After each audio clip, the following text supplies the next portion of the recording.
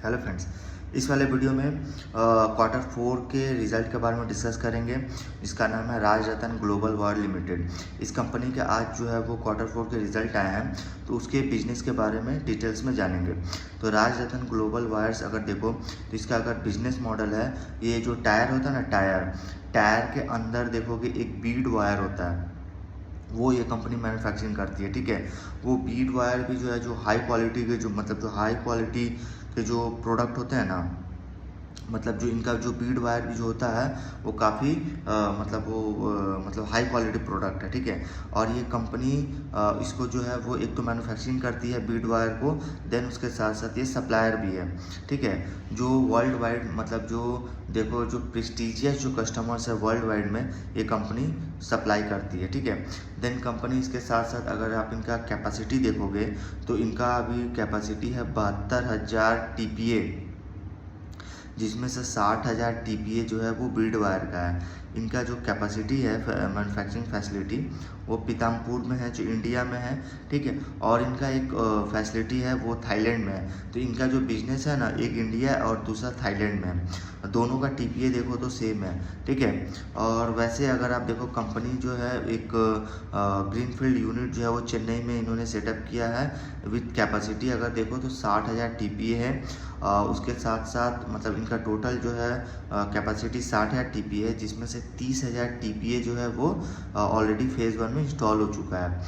ठीक है, than company जो है वो मतलब ये एक ऐसा कंपनी है जो थाईलैंड में यही कंपनी जो है बीड वायर मैन्युफैक्चरिंग करता है थाईलैंड में।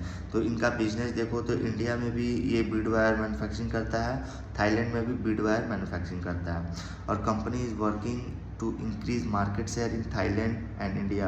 और कंपनी जो है वो अपने मार्केट शेयर को एक्सपांड करने में जो है कंपनी काम कर रही है, वो चाहे इंडिया हो और थाईलैंड हो, दोनों मार्केट में जो है कंपनी अपने शेयर को जो है वो मतलब मार्केट शेयर जो है वो गेन करना चाह रही है। ठीक है, तो उसी में जो है कंपनी काम कर रही है।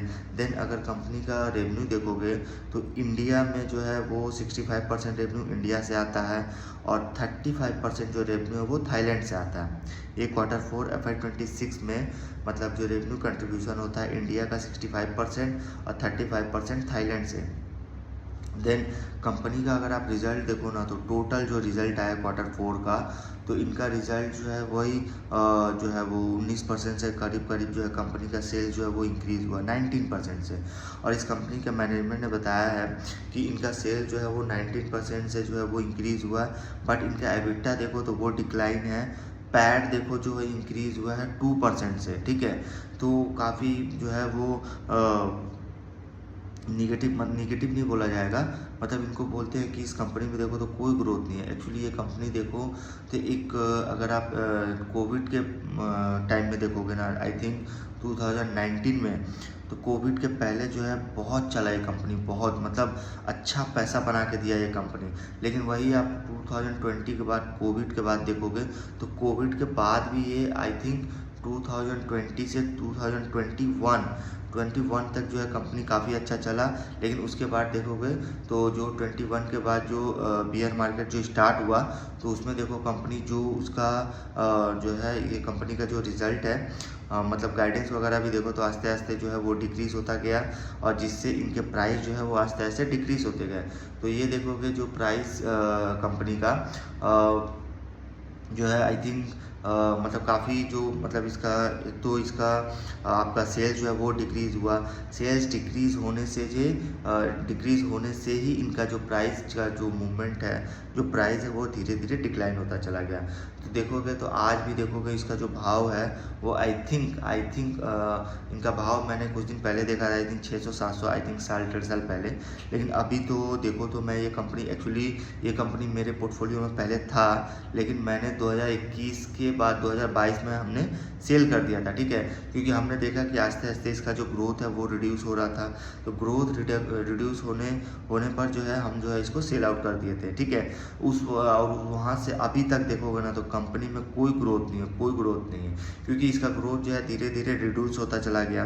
तो ग्रोथ किसी भी कंपनी में अगर देखोगे, अगर ग्रोथ रिड्यूस होता है, सेल्स का जो ग्रोथ टॉप लाइन ग्रोथ जो रेवेन्यू होता है वो अगर डिक्लाइन करता है, डिक्लाइन करता है या मैनेजमेंट गाइडेंस उसको जो है वो लो करते हैं, तो इनका स्टॉक का जो प्राइस है वो धीरे धीरे नीचे आता है। ठीक है, ये जो है ये सब जो है ये मार्केट को पसंद नहीं आता है और मार्केट जो है उस स्टॉक्स को पिटाई करके एकदम नीचे ले आता है। ठीक है, और उसके बाद से देखोगे वो स्टॉक्स में तब तक ग्रोथ नहीं आता जब तक उसका सेल्स ग्रोथ एक अच्छे रेट से ना ग्रो करता हो। ठीक है, तो जब तक वो अच्छे रेट से ग्रो नहीं करेगा तब तक उसका जो शेयर का प्राइस है वो वहीं रह जाता है। ठीक है, तो ये कंपनी में भी वैसा ही कुछ हुआ था, लेकिन ये कंपनी का देखो तो आज भी रिजल्ट जो है वो 19-20% से कंपनी का सेल्स ग्रो कर रहा है। 19-20 मतलब इसमें कोई ग्रोथ नहीं है। ठीक है, कोई ग्रोथ नहीं है। पैट जो है वो 2% से ग्रो कर रहा है। एबिटा देखो तो डिक्लाइन ही है। ठीक है, तो कोई इसमें ग्रोथ नहीं है।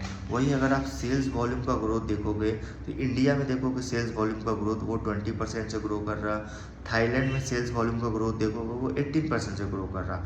आप ओवरऑल सेल्स ग्रोथ देखो, टोटल सेल्स ग्रोथ देखोगे इंडिया और थाईलैंड का मिला के, तो इनका ग्रोथ देखो तो वही 19% से कंपनी ग्रो कर रहा है। तो इनका अगर आप रेवेन्यू देखोगे Q4 FY25 में जो इनका नंबर आया वो रेवेन्यू 25% से ग्रो कर रहा है।